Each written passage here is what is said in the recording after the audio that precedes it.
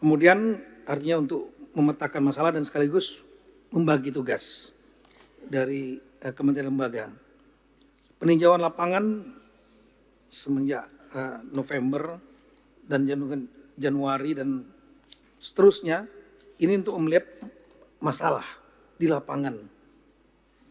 Betul-betul kita mengetahui real apa yang terjadi sesuai dengan laporan dari tiap-tiap daerah maupun dari sumber-sumber lain dari kepala daerah.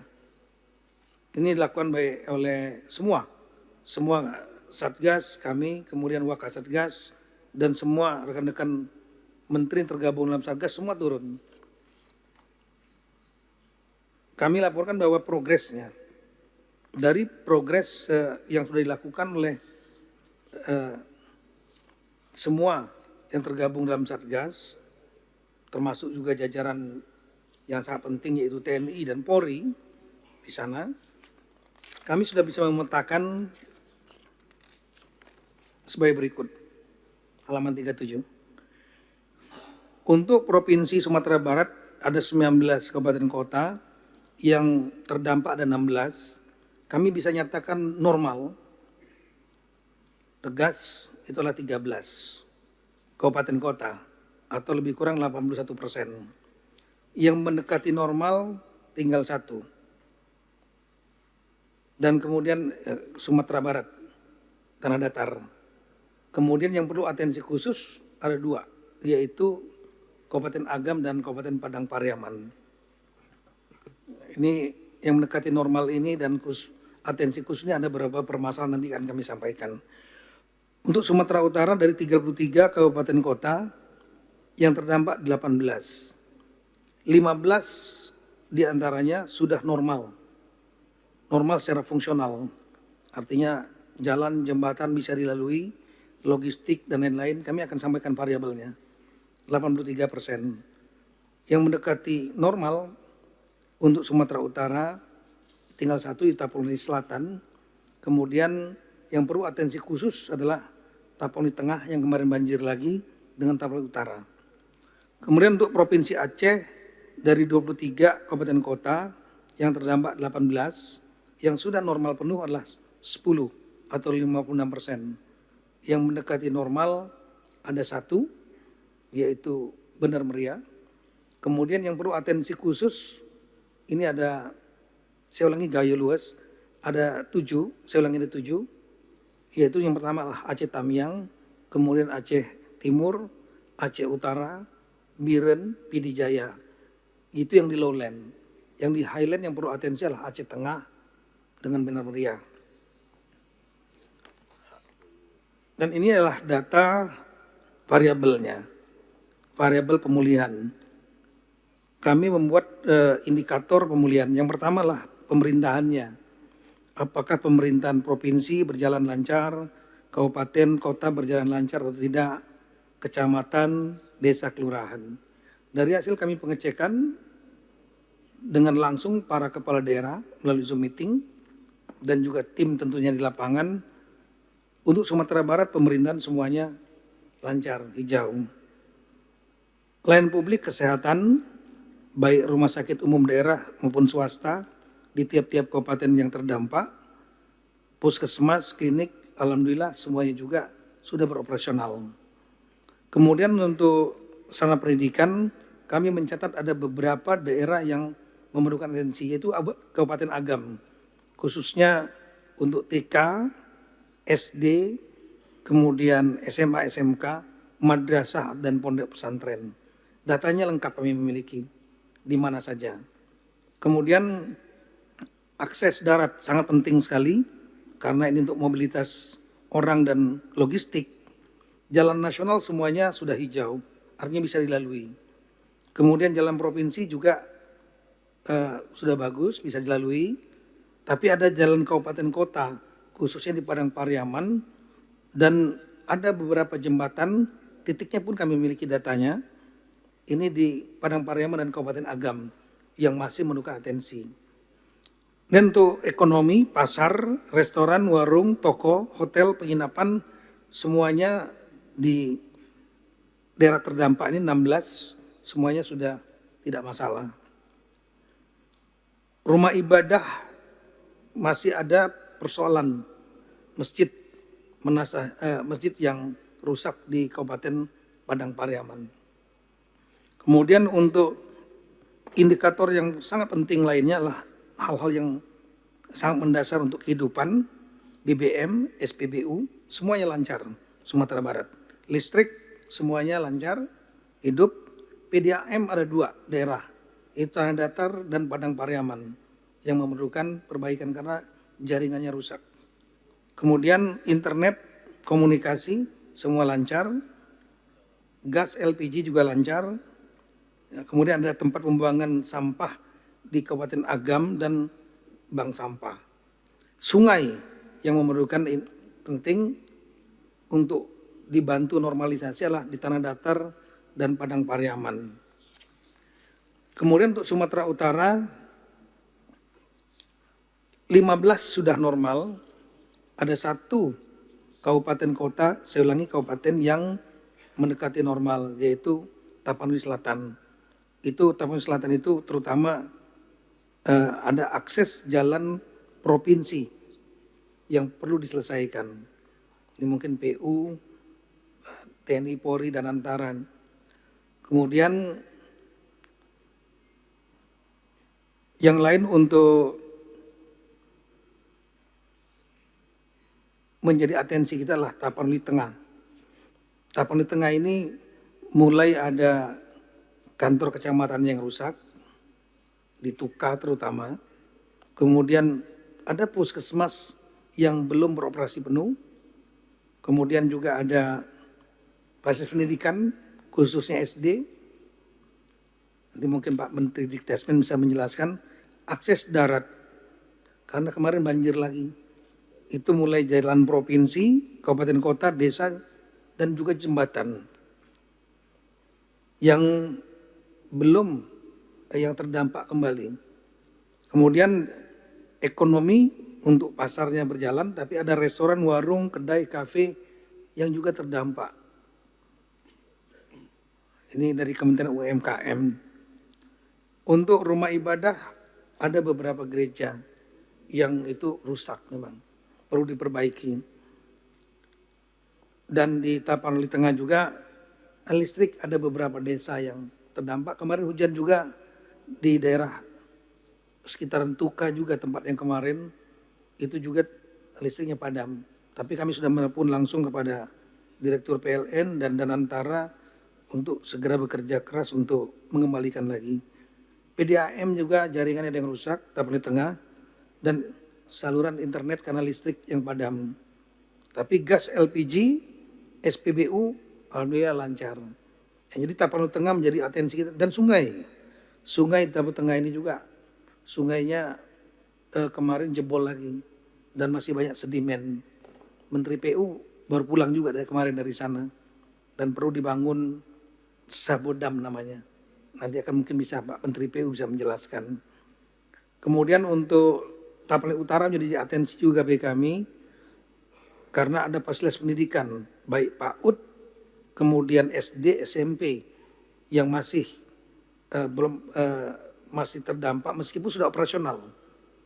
Kemudian ada jalan kabupaten kota dan jembatan di Tapanuli Utara. Yang lain dari segi pemerintahan, Faskes, sarana prasarana pendidikan, kemudian akses darat, ekonomi, pasar, restoran, rumah ibadah, SPBU, listrik, PDAM, internet, gas, LPG, lain-lain enggak. Untuk 15 kabupaten kota tidak masalah lagi. Artinya bisa beroperasional.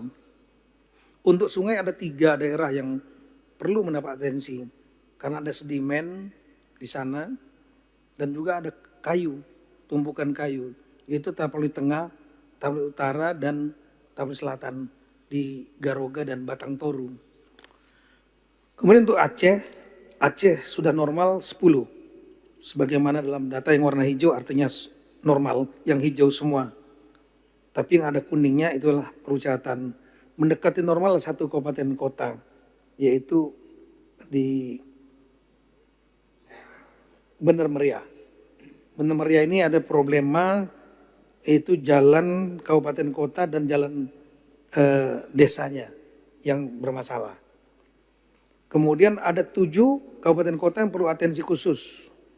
Mulai dari Kabupaten Biren, ini sarana pendidikannya. Hampir semuanya, enggak semua. Artinya ada PAUD, TK, SD, SMP, SMA, madrasah, ponpes yang terdampak. Akses jalan darat kabupaten kota, nasional oke, provinsi oke, kabupaten kota, desa, dan jembatan di Biren. Kemudian rumah ibadah, masjid, menasah, serta PDAM, dan juga sungai di Kabupaten Biren. Kemudian di Nagan Raya, sungai saja yang menjadi problem di sana. Selanjutnya di Aceh Timur juga ini kami atensi khusus karena banyak fasilitas pendidikan mulai dari SD sampai dengan madrasah, SMP, SMA itu yang terdampak.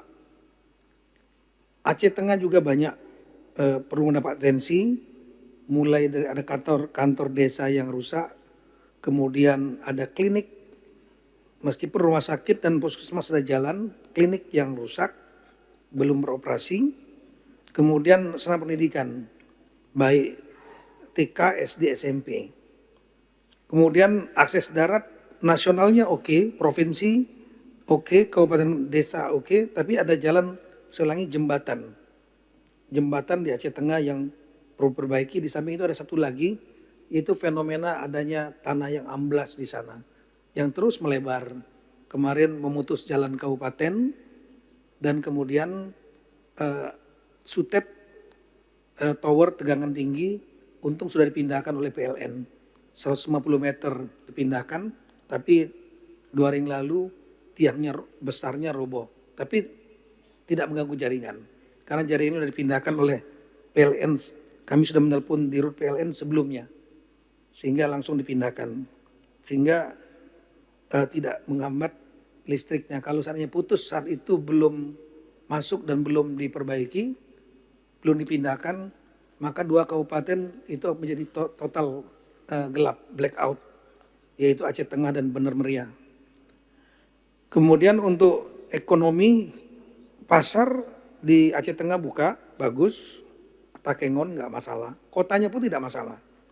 Kemudian memang ada restoran, warung, dan hotel karena ada beberapa yang di dekat di pinggir Danau Laut Tawar. Ini daerah wisata ini. Rumah ibadah ada yang masjid yang rusak. Kemudian untuk BBM lancar, listrik ada beberapa desa yang masih terdampak. Ini betul-betul karena longsor jalannya, sehingga menggunakan sling untuk mengirimkan logistik. Dan tambah dengan dari udara. Ada beberapa desa. Kalau saya tidak salah ada 8 desa. Kemudian jaringan PDAM terganggu, internet khususnya di daerah yang tadi tidak ada listrik tadi, tapi diberikan genset di sana. Samping itu sungai ini juga di Aceh Tengah terdampak karena ada sedimen, cukup banyak sedimennya. Atensi lain lah daerah Aceh Utara. Aceh Utara terutama adalah pemerintahnya desa yang terdampak. Kemudian fasilitas pendidikan SD ada beberapa, kami memiliki datanya. Kemudian akses daratnya adalah kabupaten kota dan ada jembatan yang terputus di Aceh Utara meskipun sudah bisa fungsional dengan jembatan darurat. Rumah ibadah, masjid, dan juga Aceh Utara problema masalah sungai. Ini sungai terutama sungai yang Tamiang, Pak. Karena sungai Tamiang ini membelah antara, saya ulangi, ada sungai yang di daerah Langkahan, Pak, di Aceh Utara. Kemudian untuk di Gayo Lues, itu problem utamanya adalah jalan yang kena longsor dan juga jembatan, saya ulangi, jalan desa juga yang bermasalah, Pak. Aceh Tamiang, alhamdulillah kemarin pemerintahannya betul-betul lumpuh karena lumpur di 47 kantornya sekarang sudah bersih dan sudah melakukan operasional. Meskipun belum sepenuhnya. Ini satu-satunya pemerintahan kabupaten yang belum beroperasional secara penuh betul. Kalau yang lain 51 semuanya sudah penuh Pak, beroperasional. Kemudian ada puskesmas yang sudah operasional tapi perlu mendapatkan bantuan di sana. Akses jalan Tamiang relatif sudah, baik nasional maupun provinsi, kabupaten kota, desa, jembatan sudah dilakukan perbaikan. Yang lain-lain untuk di Tamiang, SPBU, listrik, air, internet. Air memang ada beberapa problema di sana, tapi didukung oleh sumur bor, internet dan gas LPG. Tapi sungai ini sungai paling besar di samping Sungai Merdu yang membelah Biren dengan PD Jaya. Ini adalah Sungai Aceh Tamiang. Tapi ini ada Satgas sungai yang sudah mulai bekerja untuk mengkelirkan sedimen di sana. Kemudian PD Jaya juga menjadi atensi bagi kami, terutama fasilitas pendidikan, SD, SMP, SMA, madrasah, pondok pesantren. Kemudian juga ada jembatan di PD Jaya, kemarin banjir lagi, dan kemudian PDAM juga terdampak karena jaringannya terganggu rusak oleh banjir. Kami lanjut.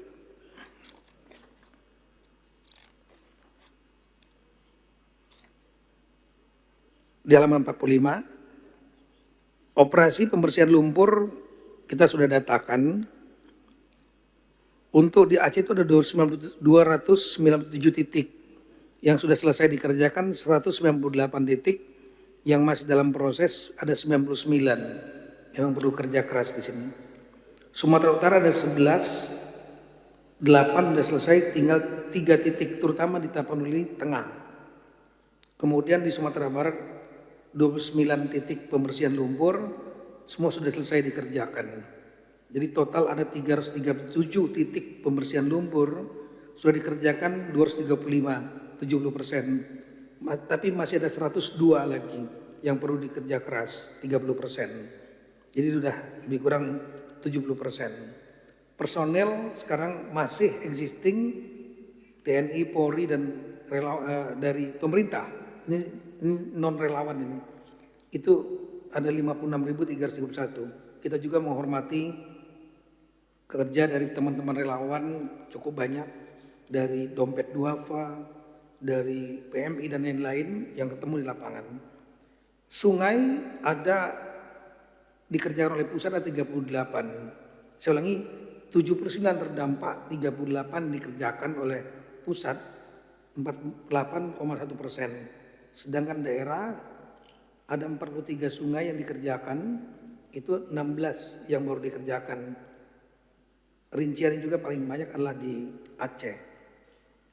Kemudian pembersihan tumpukan kayu di Aceh lebih kurang baru 70%. Itu ada beberapa data rincian tumpukan-tumpukannya di mana saja di dalam tulisan yang lebih kecil. Kemudian di Sumatera Barat tumpukan kayu alhamdulillah sudah tertangani 100%, tapi di Sumatera Utara masih ada lebih kurang 10% yang belum, terutama di Tapanuli Tengah, Tapanuli Selatan, di Garoga terutama Pak. Kemudian akses darat untuk jalan nasional Aceh, Sumut, Sumbar sudah fungsional semua 100%. Kemudian jalan daerah lebih di Aceh 92%, Sumut 99%, Sumatera Barat 90%. Ini jalan provinsi, kabupaten, kota dan desa. Jembatan nasional yang masih tanggung jawab nasional di Aceh, Sumatera Utara maupun Sumatera Barat sudah dikerjakan 100%. Meskipun bersifat temporer seperti dengan menggunakan beli atau AMCO atau menggunakan metode yang lain. Tapi ada beberapa jembatan daerah, terutama Aceh baru 47%, Sumut 95% dan Sumatera Barat 69%. Ini masih perlu kerja keras. Jembatan yang dibangun oleh TNI ada beli ada 62 unit, AMCO 74 unit, dan jembatan perintis 37 unit. Kita juga mengapresiasi jembatan yang dibangun oleh Polri, itu ada 41 unit. Di Aceh ada 22 unit, kemudian sudah selesai dikerjakan 17 unit. Masih dalam proses dan perencanaan ada 5. Kemudian di Sumut ada 5 yang dikerjakan oleh Polri, ada 5 unit, sudah selesai 4, tinggal 1 yang sedang proses.